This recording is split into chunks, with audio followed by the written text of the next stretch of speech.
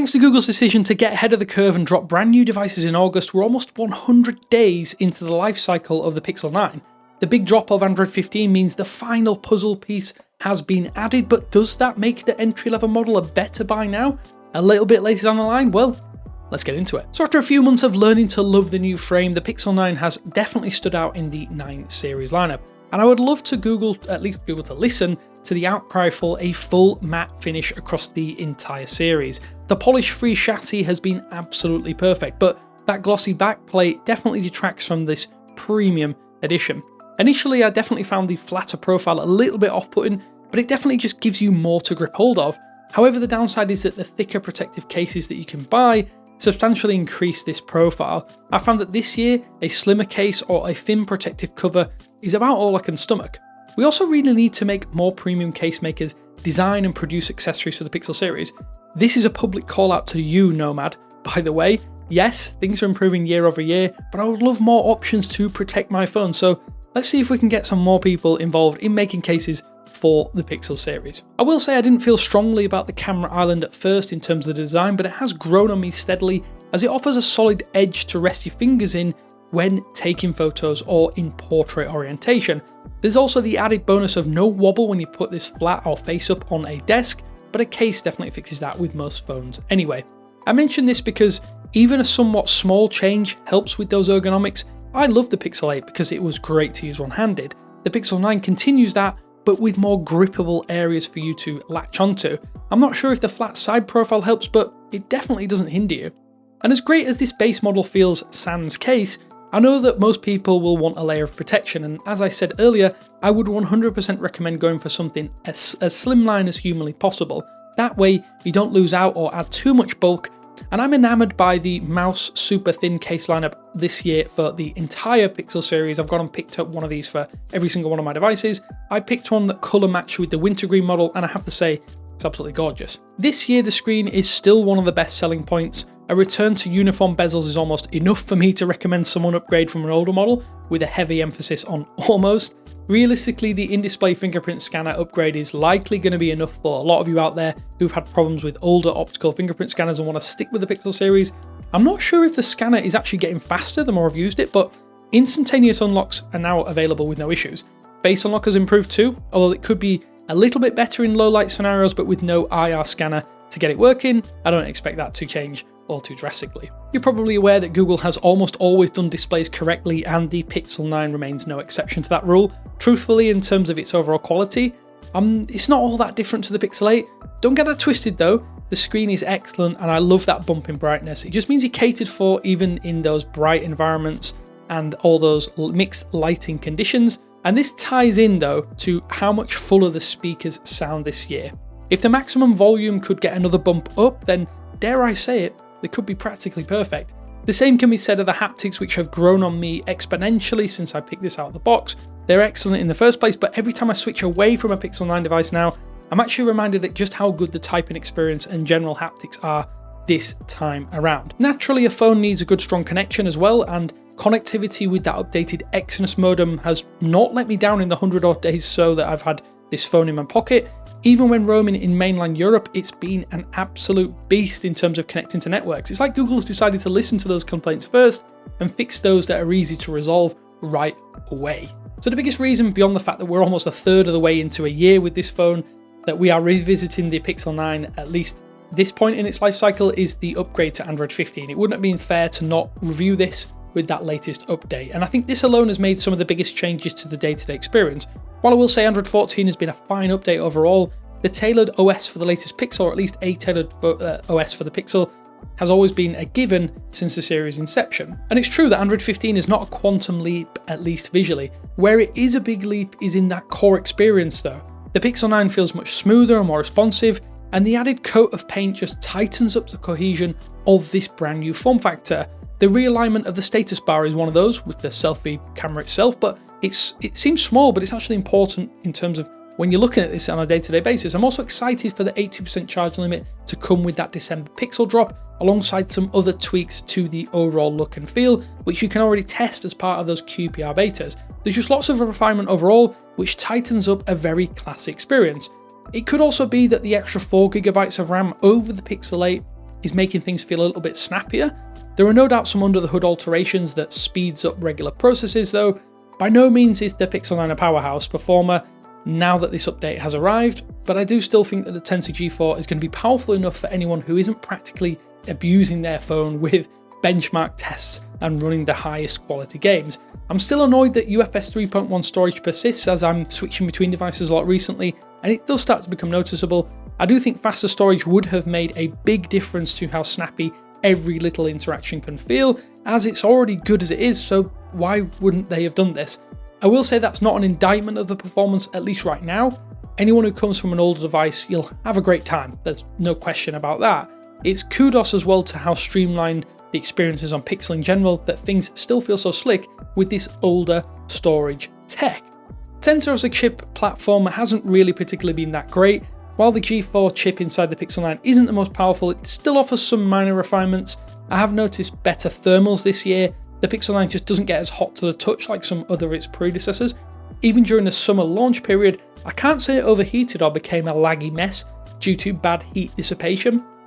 I'll stop short of saying thermal management is fixed, but it is exponentially better than any other previous Tensor powered Pixel, and overheating, dare I say it, might be a thing in the past. One thing to consider though is an upgrade beyond the base 128GB of storage this time around, if you can stomach the uplift in actual cost. For the first time, I've gone for the 256GB model for the entire Pixel flagship lineup, taking money out of my own pocket to do so. I usually fill my phone with video recordings, downloaded memes, and just general junk, and I'm finding I'm less worried about deleting files this time around or having to shuffle things around, which means I have less stress when I want to do things like record some 4K 60fps videos, which can fill up your phone very, very quickly if you have a 128GB storage variant. That said, you should be okay if you're not a heavy user of your phone, if you do go for the base model this time around. So we know that Google is selling the Pixel 9 series on a ton of AI features and Gemini being baked in, but I have to say the only one I'm still using on a nearly daily basis is Pixel Screenshots. For me, I think this might be the killer software edition. I tend to take lots of screenshots for receipts, directions, my favorite recipes, messages, and tons more on top of that. And I haven't even used the collections mode all that often, and it's still a must for me. The ability to tap and search for a term like cars or recipes and pull up all of those screenshots with that context is a huge, huge time saver, and it helps keep me organized without much effort on my part. To add to that, Pixel Studio and Reimagine have improved drastically with more protective guide rails and limits for specific image generation since the launch of the Pixel 9. The latter is actually very impressive and something I feel myself using more and more as time passes. One of the most annoying aspects of Google's approach though to these Pixel features is the regional locks. I would love to have had more AI powered functions like call notes for instance, but we're still in a minefield of availability, and it's something I do think if Google can fix, I might, and many other people out there might be more stoked about some of these AI additions. As it stands, it means I just can't recommend them all too highly, as I don't know if it's going to be available in your region, and you might have to have a little bit of research beforehand to work out if they will be available down the line. Gemini Live and Pixel Weather have also broken free of the Pixel 9 Series 2, so being able to have contextual conversations with Gemini, I think that's fine in its own right. I will say I don't use it every day, but it is good for getting information on sporting events, for instance, where to watch specific TV shows, or just getting a general overview of the subject, although it isn't always accurate. Is it a killer feature? Again, I'm not so sure. Definitely not like Pixel Screenshots, at least in my opinion. One of the biggest changes I have noticed since the Android 15 update though is improvements to the overall device lifespan. I will say it isn't a huge life-changing uplift, but a noticeable upgrade to a fairly acceptable key area of the Pixel 9. Whether it's the culling of some processes that were available in Android 14 or some other under-the-hood changes, the update has made a meaningful difference to how long you'll be able to use your phone on a day-to-day basis. I actually found that I could kill the Pixel 9 in a day without too much effort pre-Android 15. It has improved to be a capable companion now, one that I can rely on a lot more.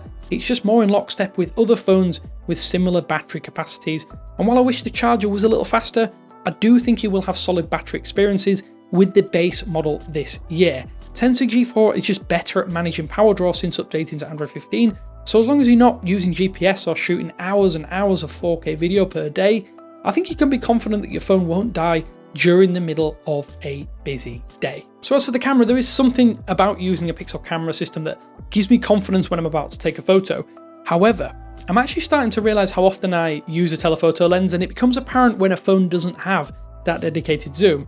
The Pixel 9 sadly is no different. And while I do think it has a very, very competent dual camera system that captures crisp, clear and high quality photos, it's actually starting to become apparent that a telephoto zoom lens might be super handy rather than a dedicated ultra wide.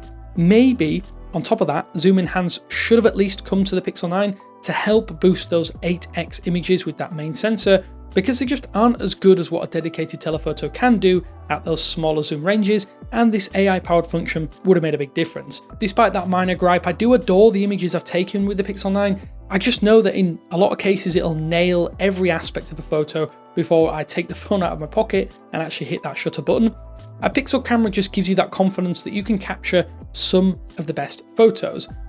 That plus point aside, I do think Google needs to do something about the difference between the image you see in the viewfinder and the actual end result. Once the super slow processing is done, a photo can still look drastically different and in some cases, very rare cases, almost unrecognizable. It is a double-edged sword though, as you do get a good photo at the end of the day, but it's not always one that you expected while framing up the shot. This is most pronounced in other modes like portrait mode rather than the main mode. One upside is that portrait mode itself can detect edges better now after a few camera updates and updates to the system. Edge detection still isn't perfect, but it's way better than it was at launch. You're using, or at least I think you're probably better off using the main wide lens, punching in marginally, and then relying on the natural focus fall off for a better portrait style photo anyway. And that's something to bear in mind if you are going to use this to take those portrait style photos on the go anyway. Magic Editor, that's another app that has improved drastically here too. This means you can take that photo and make those meaningful edits to get something that maybe ditches a wandering tourist photo bombing a perfectly poised shot, or I can make those tweaks and feel not as guilty and also get rid of those annoying aspects without it really detrimentally affecting the end result. I also have yet to find a situation where I'll use the add me function. I'm not discounting it, but it just has little to no use in my day-to-day life. I think if you're in a big group or traveling with friends and family, I can totally see how it could be one of those killer additions, but personally I think most people will just take a selfie as it's faster and less reliant on somebody else, especially a stranger you might not know. The fact of the matter is, in isolation, the Pixel 9 has a great camera that's backed by some iffy but interesting AI features. The core experience is excellent, it's just overshadowed by the more flexible Pixel 9 Pro and Pro XL across stills and particularly video modes. It's definitely something to consider, as it's one of the strongest reasons to upgrade from an older model as well. So rounding this all out, there is an abundance of improvement in the Pixel 9 that undermines just how good Google's core phone actually is. It's a great package that has 100% has some flaws of its own. The thing is, I don't think these get in the way of a good time. That said, at the recommended $799 retail price, I do think it is a tough sell because there are other phones that will give you a little bit more bang for your buck, at least in terms of the overall package. Once you start to factor in discounts, trade-ins and rebates, it definitely becomes an easier sell, as a lot of phones do and a lot of products do. The Pixel 9 underpins the improvements that Google has made to the 2024 lineup, but by modern smartphone standards, it's sat on the limit of what I'd consider a mid-range, which would be fine if it were a little bit cheaper or priced like its predecessors. I actually didn't want this to be my conclusion, but the Pixel 9 is somewhat overshadowed by one of its siblings, the Pixel 9 Pro, which has all of the benefits and basically none of the downsides. And while I can easily recommend the cheapest device in the 9 series this year, the middle child is going to give you all of those best bits in the exact same chassis with fewer compromises to boot. You'll need to work out if that extra $200 price increase is worth it before you start to factor in discounts that do start to chip out this cost discrepancy. I really love the Pixel 9, but I have to say it's just not the best base model anymore.